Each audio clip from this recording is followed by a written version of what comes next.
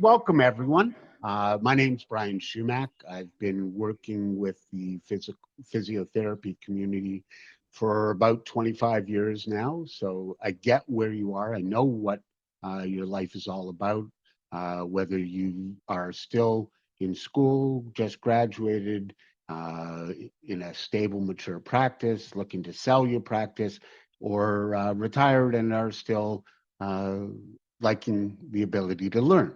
So, what we're going to do today is geared to anyone and everyone, and that's setting up your cash flow so that you're minimizing the waste that often is, rampant throughout almost all individuals, not just physios. And so, we're going to do that today. I am more than happy to answer any questions. So, just pop them in the chat box and Ali will let me know what they are at the end. If I can't find the chat box, which being somewhat technically inept, I might have to do.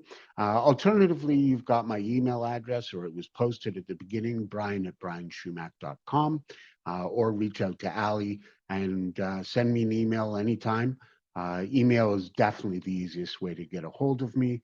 And let's start and away we go. Okay, so there we go. All right. So, financial plan overview. When you talk financial planning, there are five areas: cash flow management, insurance, tax planning, investment planning, estate or legal planning. And unfortunately, in the financial world, there are individuals who will work in only one of those areas, but a proper financial plan really does involve all of them. The media seems to think that it really is only investment planning, but I assure you, and this is the reason that it's the first area that we're talking about, cash flow management is by far the most important thing. So, cash flow management. What we've got here is the relationship that you have with money is the most important thing, as I said, in any financial plan. So today's agenda, we're going to look at how you track your money, how you spend, and I hate the word budget, so I prefer to use a spending plan. Do you have your banking set up properly? And if you do, great. If you don't, how might you consider doing it? And then again, I'll open the floor up to questions.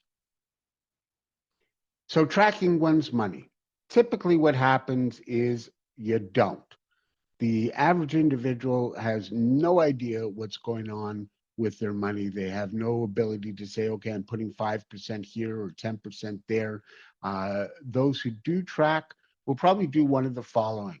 They'll either check their bank statements, be it online or in paper if they're still receiving paper. Same thing with the credit cards. Often individuals will just make sure that anything that's there doesn't seem abnormal.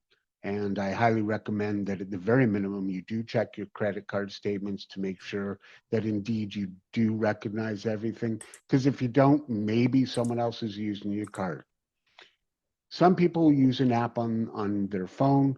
One of the more common ones that I've seen out there is Mint.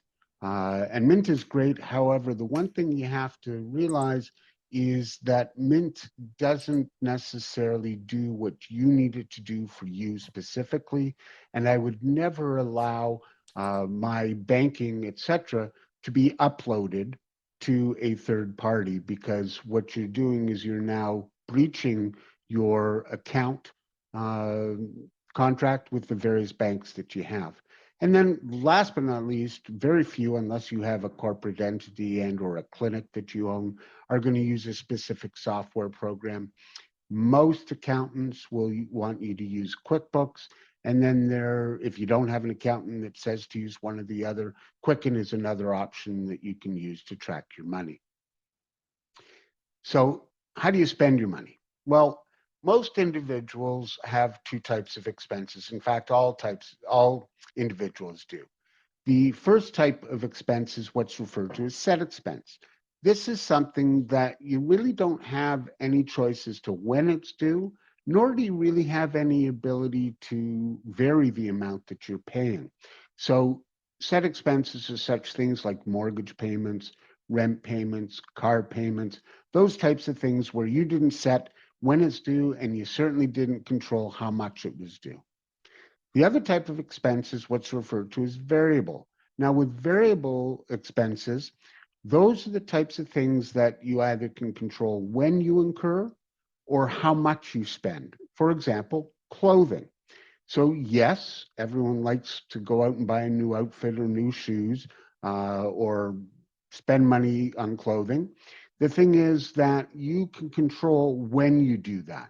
You may not be able to control the prices, although obviously it's better to buy something when it's at 70% off than when it's at 100%, but you control when you expend that money. And another variable expense is food. So, yes, food is necessary to live on, but you don't have to be dictated to as to what the amount is that you're paying. And one of the examples is an app called Flip, Flipp. And that is basically a gathering of all the coupons that are out in your area from all the various retailers and grocers. And if you are going out to buy some Roma tomatoes, you click in Roma tomatoes and you find that, where it's the least expensive. And then you go to the place that you shop, and presumably they will match the price for the Roma tomatoes if they're not in your store. And by spending a little bit of time, and I'm talking maybe 5 or 6 minutes, using Flip, you can reduce your groceries quite considerably, the cost of it. Now, if you eat organic stores that are not an organic section of a Sobeys or a Loblaws, those types of things, those tend not to go on sale, but it doesn't mean that when you go to an organic store, there's one up in Newmarket called Nature's Emporium that my wife and I tend to spend a lot of time in. Uh, what we do when we are purchasing toiletries, toilet paper, paper towel, that kind of stuff, we will tend to use that, not from a place that sells primarily organic stuff. Okay, so let's keep talking about this. When you take a look at the money that you earn after you've either had tax taken off if you're an employee, or you've put tax aside for payment if you're self-employed, you end up with your net expense, take-home pay, how much your bank account grows after you've put your pay into it. And most individuals will have a set expense total somewhere between 50 and 70% of that take-home pay. When it comes, however, to variable expenses, this is where people will get into trouble. They can have anywhere from 10 to 70% of their take home pay. And what I tend to see is that individuals are much more conscious about where they're spending their set expenses. In fact, the ideal is to automate your set expenses. And most people are completely in the dark as to where they're spending their money. And in fact, if you categorized all your expenses, all your variable expenses, and you tried without writing them down over the course of a week to know how much you've spent, you're going to have a tough time because you're going to tap in one place, you're going to pay cash in another place, you're going to put money on a purchase on a credit card. Those variable expenses, you're not going to have any idea what your total amount is. And the target for variable expenses is 20%. So if you can hit 20% or less on your variable expenses, 50 to 70% on your set expenses, what that means is that you're going to have money left over. So as I said, you want to automate your set expenses. You want to limit the percent of variable expenses. Again, that's to 20% of what you take home. And I know initially it is very difficult to get into that frame of work, but I've been doing this for about 9 years now. And although initially there was a little bit of growing pains, I have no problems now because I know how much I'm spending. And most importantly, by knowing where I'm spending money, I'm not really spending unconsciously. I'm spending consciously, and that's important. And if you've got a max of 70% set expenses, 20% variable expenses, you're going to have a gap at the end of the day between what you're putting in the bank and how much you're actually spending. And when you do that, 10% or more, you're going to be able to save for retirement, save for clinics, save for vacations, save for retirement. That's where all that's going to come from. And so when you work in the cash flow planning area, you want to try and minimize your set expenses. Uh, Below 50 is great. You want to not go over the 20% on variable expenses, because if you do, you're in essence borrowing from your future. And if you can keep everything in check, then you should be able to be financially secure, both currently and going forward. Because I've always said that if someone is, and I don't like the word, but if someone is stupid financially, I can teach them to be intelligent financially. But if someone is intelligent financially, I can't teach them to be stupid. So as long as you can reach that intelligent stage, you'll be fine. All right. So the next thing, before I sort of open the floor up to questions, is how is your banking set up? Because in cash flow management, that's really important. So you've got an income coming in. If you're self-employed, that income, what you're going to do is you're going to have a business bank account. So your income is going to go into your business bank account if you're self-employed. If you are not incorporated, and you're not getting paid to a trade name, then that business bank account is best to be set up using a personal bank account. So you walk into the bank, if you aren't incorporated, aren't being paid to a trade name, you go to the teller and you say, I want to open up a personal bank account. You know that you're going to use it for business, but you don't need to go into the bank and say, I want to open up a business account, because that is an account that's going to come with higher fees. So you set up your business account. Very first thing that you need to do, every dollar that you put into your business account, you need to set aside 30% of that, because as a self-employed individual, you're going to end up owing taxes either the subsequent April, or when you start earning enough, you're going to owe it on a quarterly basis. So for example, let's say that I go out, I'm a physiotherapist. I'm not, don't worry. I go out as a physio and I earn $10,000 in that month. I put the 10,000 into my business account. The very first thing that I need to do is take 3,000 and move it over to my high interest savings account. The next month, I go and I earn $1,000. I still have to put $300 into that high interest savings account. And the reason that I speak to this is you've got your business account. Hopefully it's a personal business account, and you've got your personal bank account. And in the month that I got paid 10 grand, I had 7,000 remaining in my business account.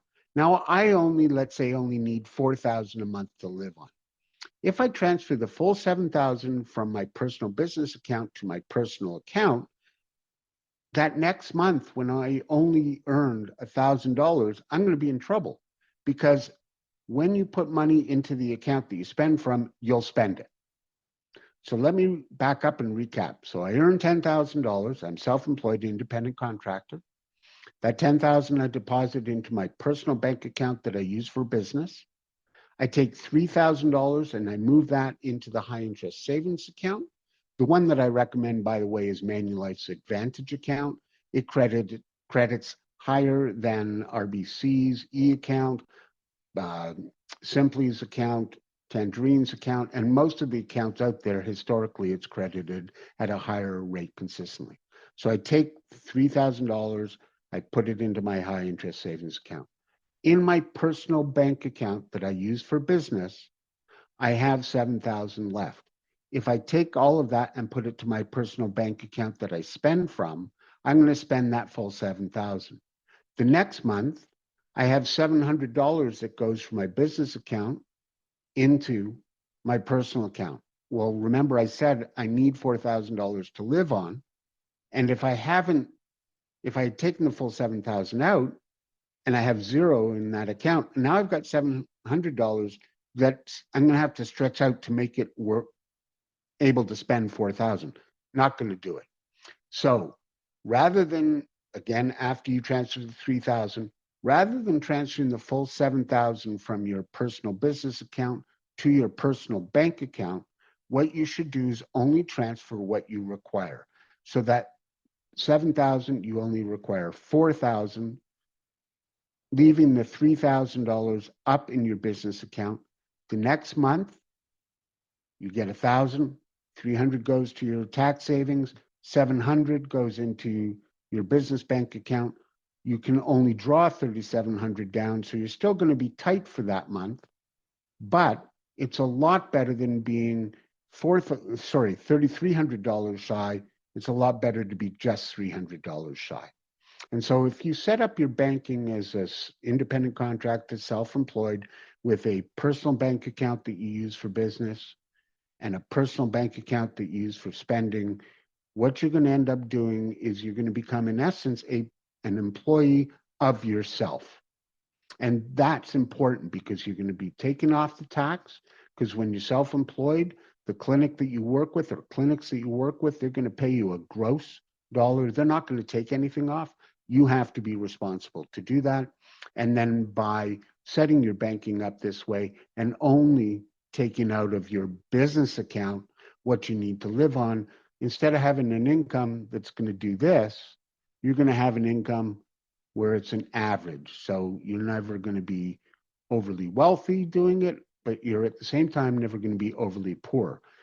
What you do when you take the money in your personal bank account, you automate your set expenses. That's where you're going to become wealthy, by putting money into first home savings accounts, into RSPs, TFSAs, paying down debt, that kind of stuff.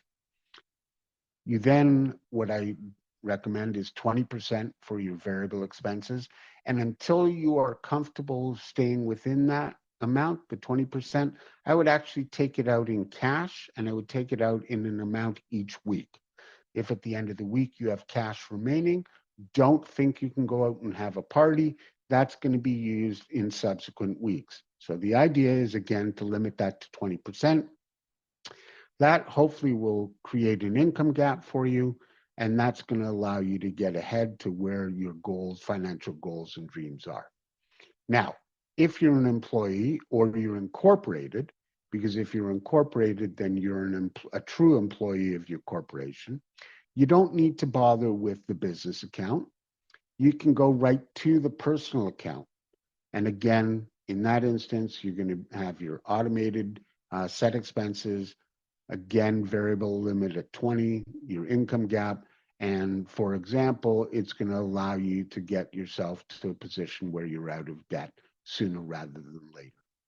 So I've covered the basics to cash flow management. I can go into more detail about, why your credit score is important, what you need to know on that. But I think at this point, it's probably better for me to open it up for questions. And there you go. And that's not me. I don't have hair, but I'm happy to answer any questions. And if there's something in one of the other areas, such as investing, by all means, send me an email. All right, Ali, I'm going to stop sharing because that's going to allow me to see everyone. And oh my goodness, there's so many people. I love it. So without any questions, Ali, what do we got question-wise, or do you want people to just open up and ask questions? There's nothing in the chat right now. If people want to ask a question, they can come off mute or just send a message in the chat. We'll give people a couple minutes. Sounds good.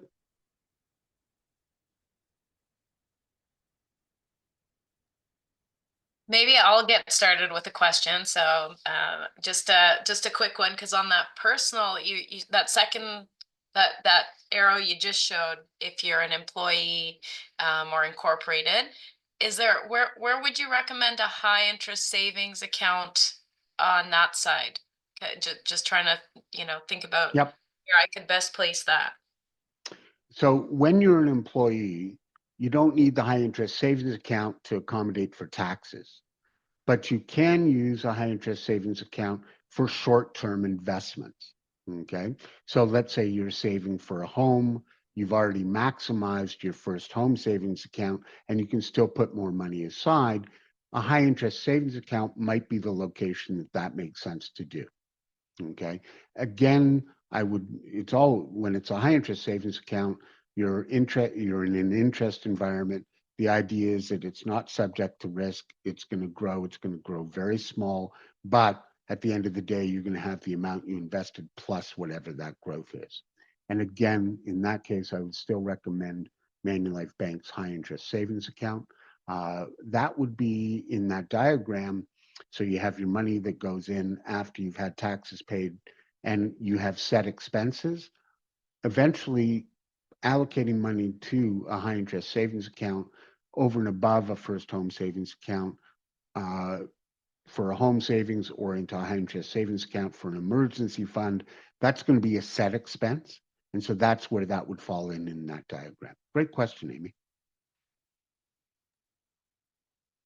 So Brian, I don't know if you can see the chat at all, but Shannon is asking if you can speak about life insurance, specifically if there's an age where it doesn't make sense. Okay, I don't know where Shannon is, but fair enough, Shannon. Great question. Make sure you attend the seminar that we have coming up on insurance. How's that for a plug, Ali? Anyways, is there an age when you don't really need life insurance? The answer is really no, and I'll explain why.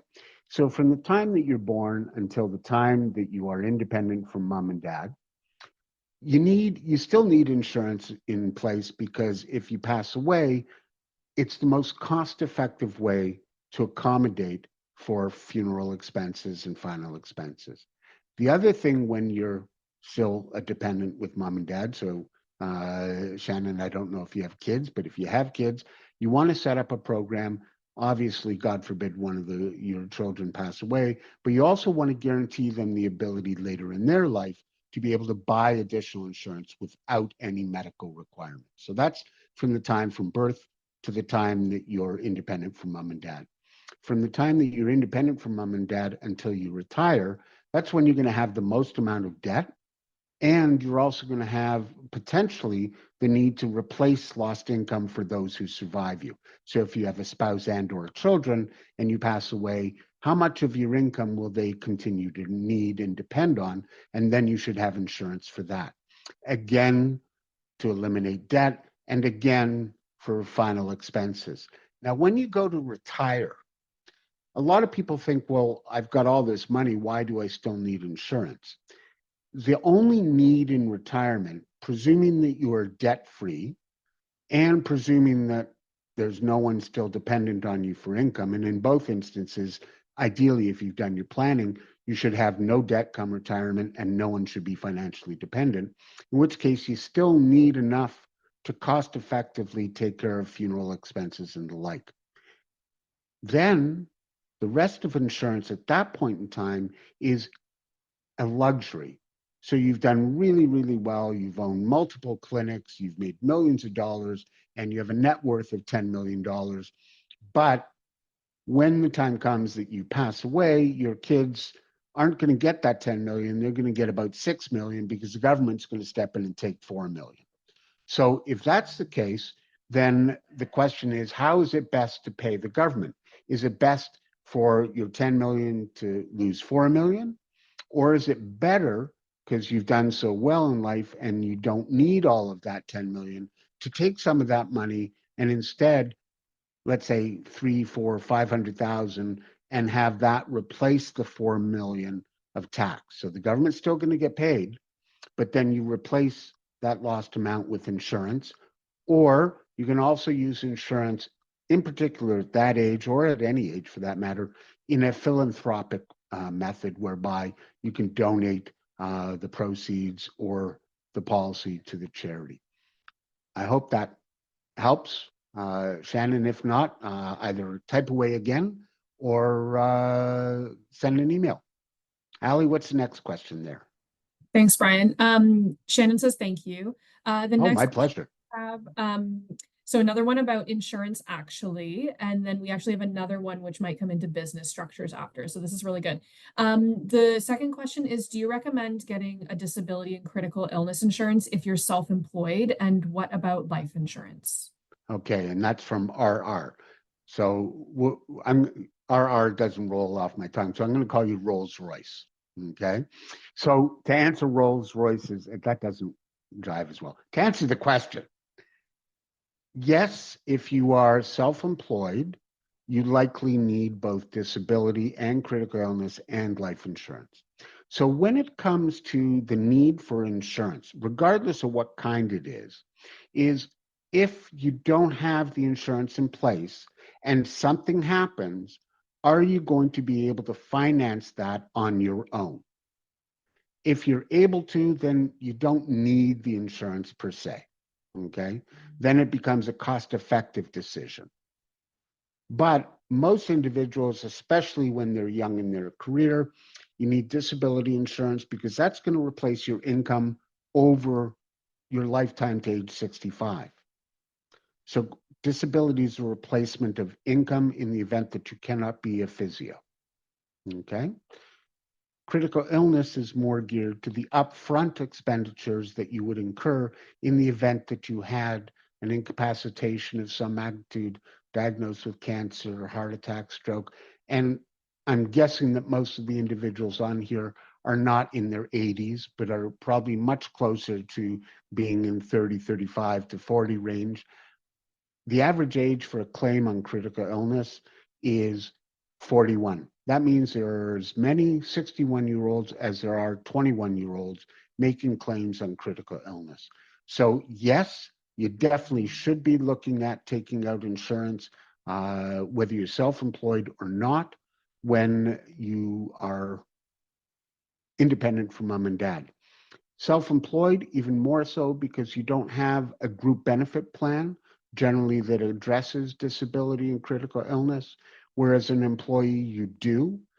Just as a word of caution to the employees out there, though, depending on your benefits at work can be a very costly mistake. Sometimes it makes sense to take out personal plans as well. I hope that answers that question, RR, and not laughing. Okay, that's a dad joke. My apologies. All right, what's the next question here? How about investing within a corporation? Are there similar investments available as an individual, or are there different tax implications? Okay, so for iPad 3, the answer is there are similar investments in a corporation. The tax consequences are certainly different for an individual and for a corporation. And I mean, you can, as a corporation, you can invest in stocks, bonds, funds, high interest savings accounts, insurance contracts, etc.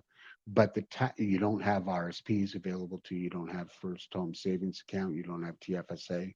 It's all going to be in non-registered investing, and it's all going to be taxed in a much different format than it would be personally. Whereas personally, you're going to have RSPs, TFSAs, FHSAs, RESPs, non-registered savings. Now, a corporation can buy property, as can an individual, but again, the taxation is going to be different. And in fact, the Liberal government recently introduced changes to capital gains, which is much more detrimental to a corporate entity than it is to a personal entity. And so what I would suggest is if you have additional money inside of a corporation that is just sitting there and you're not really getting a decent return on, then reach out. I'll be able to give you some more specifics because it's important for me to know exactly, do you have a holding company? Is it an operating company? There's a lot of questions. So I don't want to mislead you because of lack of information. But great question. Okay.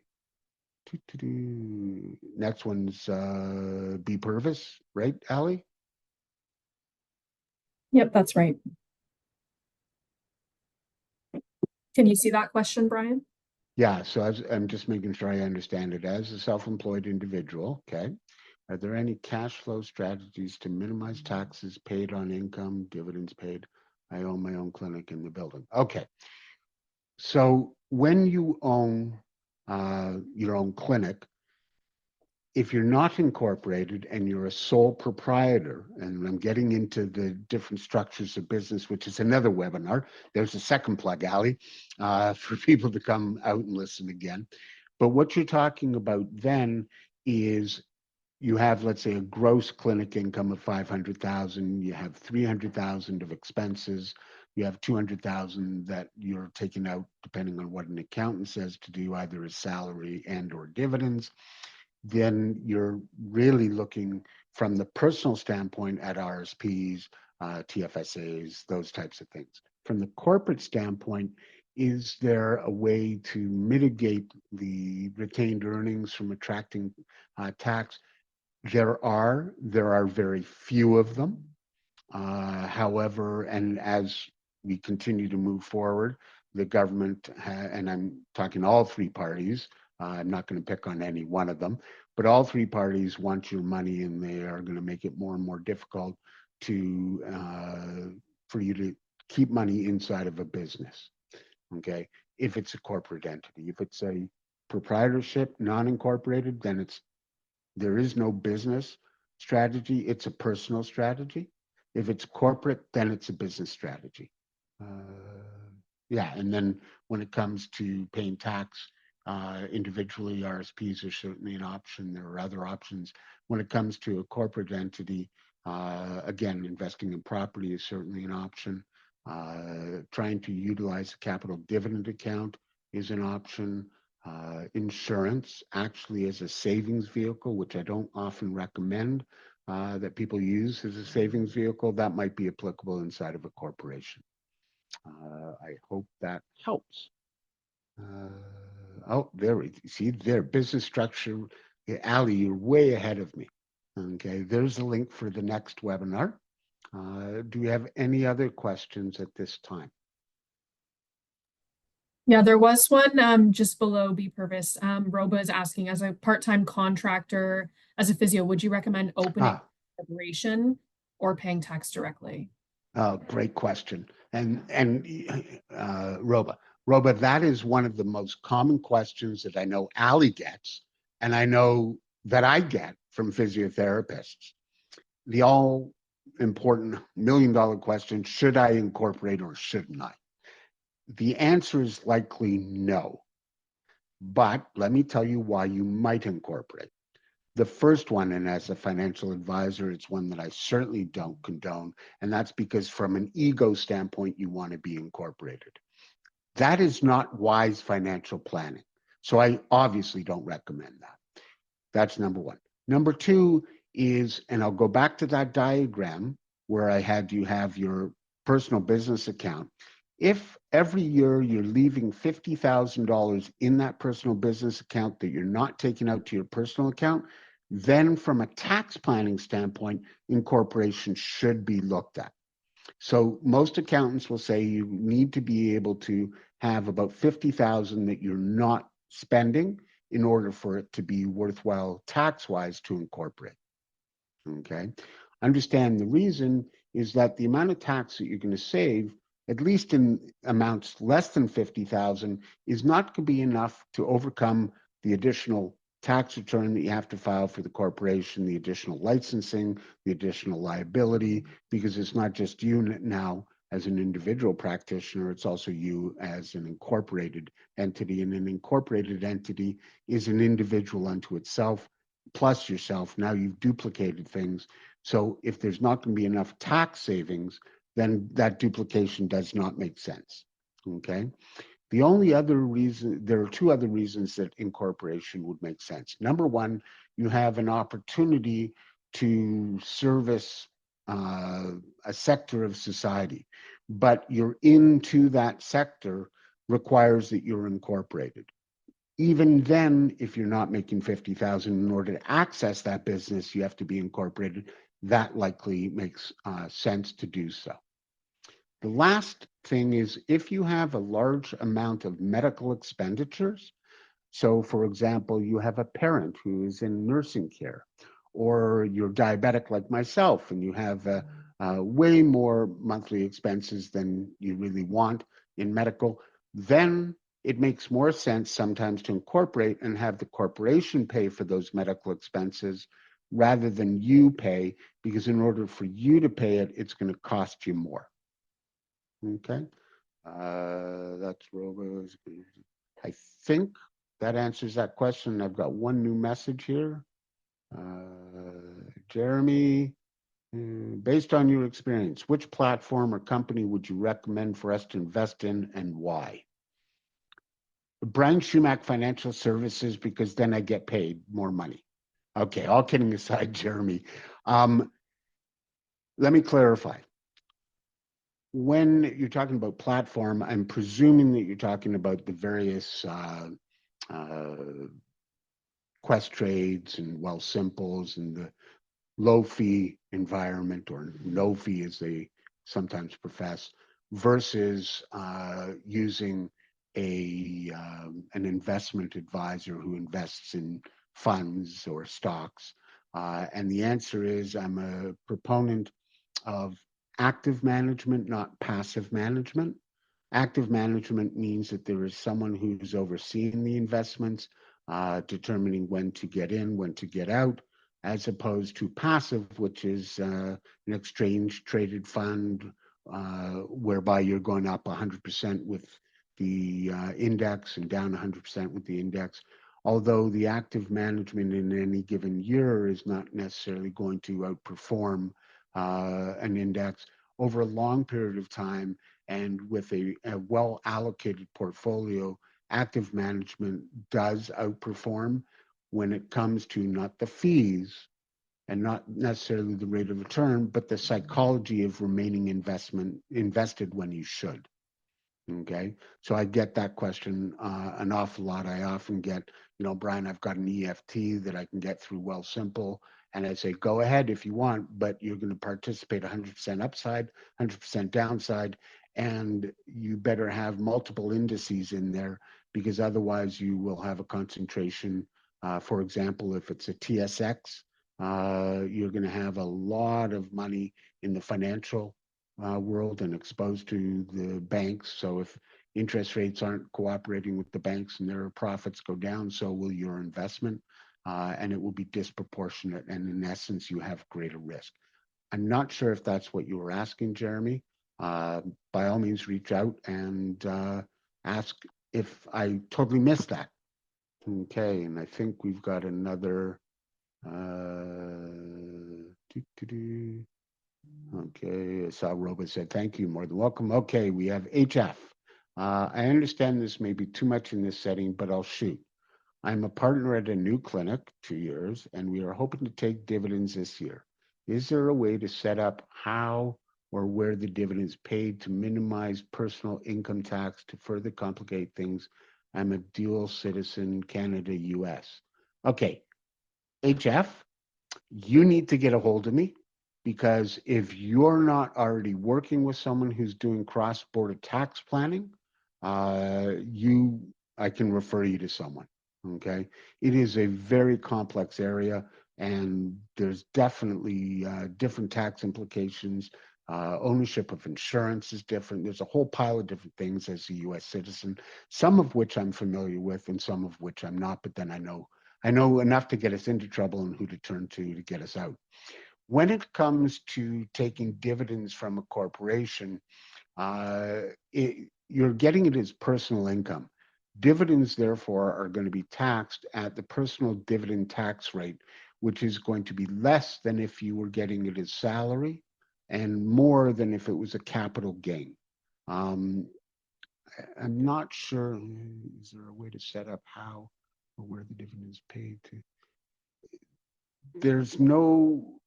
The only way to minimize the personal tax is if that's your only income, you can declare a dividend, a greater dividend than you could take in salary that won't accrue taxation in that year. Again, I don't mean to sound like I'm being evasive of the question, but it really is specific to your situation, and I would need to know more details. And while I'm commenting on specific to your situation, anyone who's still on the call, on the webinar, great, you're going to benefit from this. Anytime you read, see, hear, or learn something about finances, chances are where you're learning it from, they're speaking to your average individual. 35 years of practicing, I've never met an average individual. But whatever you hear, see, read, etc., If it sounds great, make sure it's great for you, not just great for the average. You may be better than average or less than average, not that that's negative. And therefore, by doing what is being preached, it may be the worst thing for you. Okay. I'm sorry if that doesn't go into more detail. What do we got? Working on renouncing. Yeah, HF. Have fun with that. I think it was about 8 years ago. It went from a couple $100 to a couple thousand. And my understanding now on renouncing one's U.S. citizenship is that it is getting close to $10,000 to do that. And you have to be up to date with the IRS. So I wish you well, but reach out. There's other planning things that we still need to look at, especially if you have kids. Okay. And Ali has put the upcoming webinars. Patrick, okay. Thinking long term, is it favorable to incorporate as a clinic owner in order to eventually take advantage of lifetime capital gain exemptions when selling shares of the corporation? Yes and no. My degree's in psychology. That's not why I always sit on the fence. My experience suggests that there's a lot of specifics that we would need to look into. It really depends on how you intend to liquidate the clinic and how much you're putting into it and how the buyer is going to go down the road. Incorporating certainly isn't going to be a problem, but it may be incorporating in the form of a holding company as opposed to an operating company. It may be incorporating one as a professional services corporation, which is how physiotherapists have to incorporate for any practical purposes, and then having a second corporation that's a general services corporation that you can flow things like orthotics or have income splitting with non-physio practitioners, et cetera, et cetera. Patrick, reach out. We can set up a time to have a quick phone call and I can probably give you some more detail on that. If you really don't want to speak to me, I won't be offended. Then the next best person would be to speak to your accountant. Okay. All right. How are we doing? One new message. Oh boy, this is exciting. All these people have questions. Okay. Okay. HF appreciates my response. Are there any other questions there, Ali? No, not that I can see. So I guess we'll give it a minute if Okay. anyone has another question. Otherwise, we can probably call it a night and then we will see you next week at the same time for business structures, which And apparently is going to be really helpful because people have a lot of questions about that. oh yeah, for sure they will. And anyone who's old enough, that will be the same bat time, same bat station, same bat channel. And anyone who doesn't understand that, that's when Batman used to be on TV and there were characters, not in movies, not in cartoons. If you have questions that you cannot wait until the webinar, if you have questions that you want to send me to make sure I address in a future webinar, if all the webinars are done and you suddenly go, oh, I should have asked Brian this question. Everybody, I have worked with the OPA for decades. I love all of you. I owe you guys an awful lot. And I really do understand your environment quite well. And I'm more than happy to answer any questions. If you have it, just reach out to Ali, reach out to me, and away we go. And Amy, thank you very much for putting my email up there again. One last thing, if you would like to receive my monthly and or weekly newsletters, I'd be more than happy to have you sign up. You can sign up for the weekly one by sending me an email. You can also go to my website, www.brianschumack.com, and sign up for the monthly one, at which point in time I'll send you a note and say, do you want the weekly one as well?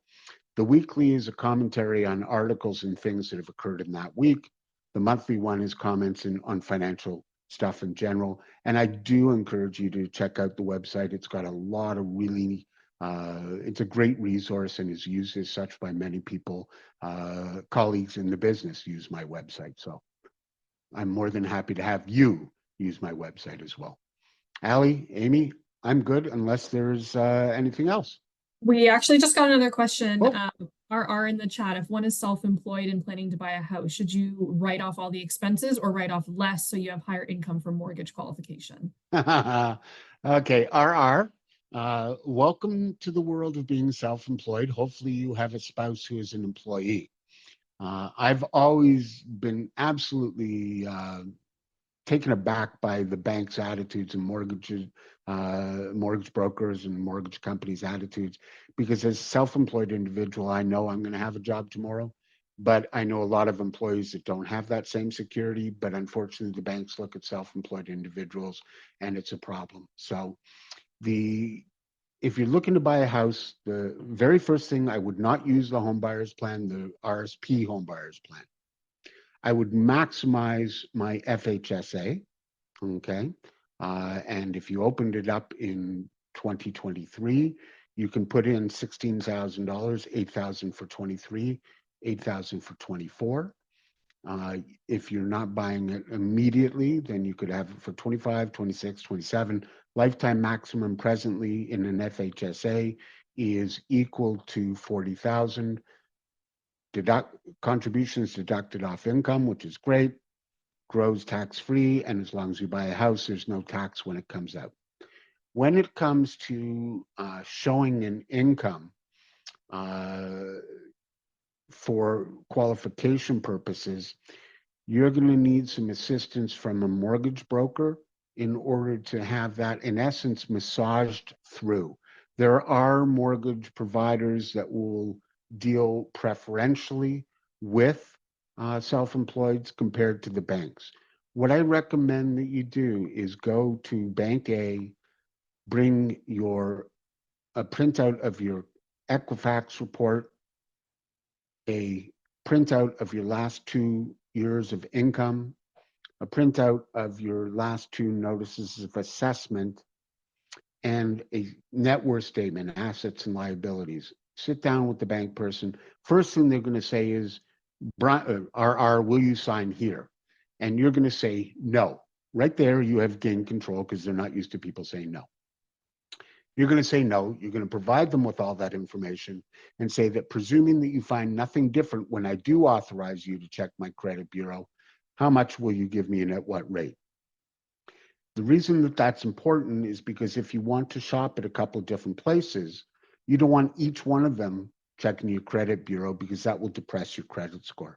I typically recommend to my clients to go to 2 banks, then find a mortgage broker. And the reason that I recommend finding a mortgage broker is you're going to walk in and you're going to want, let's say, $1 million mortgage.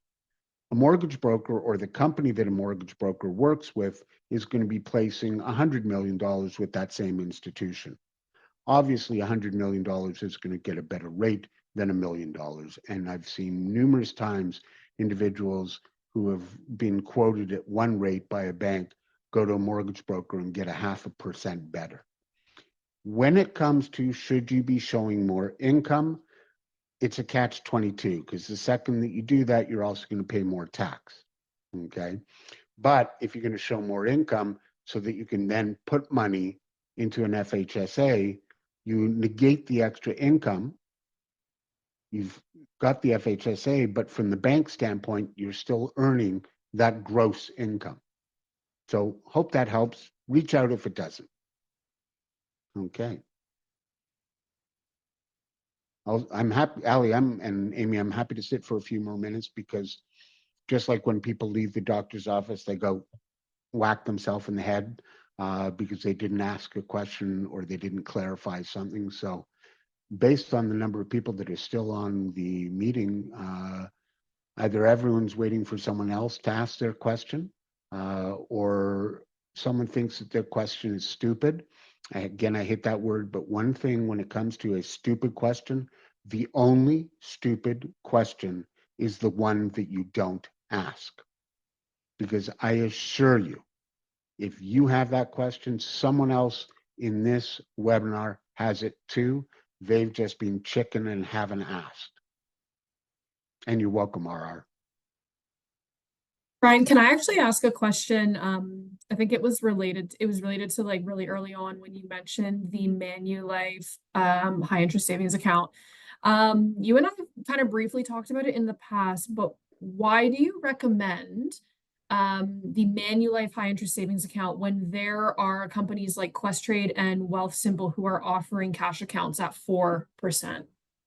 Okay, so first of all, it depends on the use of the account. Manulife is, Questrade and Wealthsimple, I think, have reduced their rates since you looked at them. Manulife, if you're doing Bank, if you're doing a TFSA, was crediting at 5%. So better than Questrade, better than Wealthsimple. The other reason that I would be leery of both Questrade and Wealthsimple is you're not getting any advice.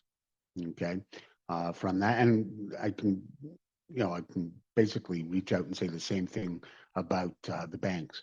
I'll give you a perfect example. Today, I sat down with someone who has $125,000 in non-registered investments, looking to save for a home. Okay, the bank didn't put them into an FHSA. The bank put them into a GIC. They didn't put them into a GIC to their TFSA maximum. So what's happening is that this person is sitting in a low interest rate GIC for a 12-month period, non-cashable GIC, which means if they fall in love with the house in a month, they can't afford to buy it. Lack of TFSA means they're paying tax. And so as much as people might hate working with someone who gets paid commission, I assure you the Manulife Advantage account, I will tell you exactly how much I'm getting paid. It is %. I assure you I don't depend on that for income, but Manulife Advantage is the reason I recommend it is not the commission that I get paid on it. It's the fact that, number one, when it's compared to many of the other institutions out there, they're very competitive, if not better, historically over the long period of time with rates. Questrade, Wealthsimple, the advantage to the Advantage account, presuming that you access it through myself and or another advisor, is you have the advisor to assist you as well. If you go direct to Manulife Bank, then you are going to be comparable to probably Questrade and Wealthsimple. Okay. Hope that answers the question, Allie. Yeah, that's great. Thank you. Pleasure. Okay. Still seeing a lot of people here. So either the people that are here that have not shown their picture, live picture, they're either asleep now behind their camera, or they're hoping that someone else will ask a question, or they've left the room.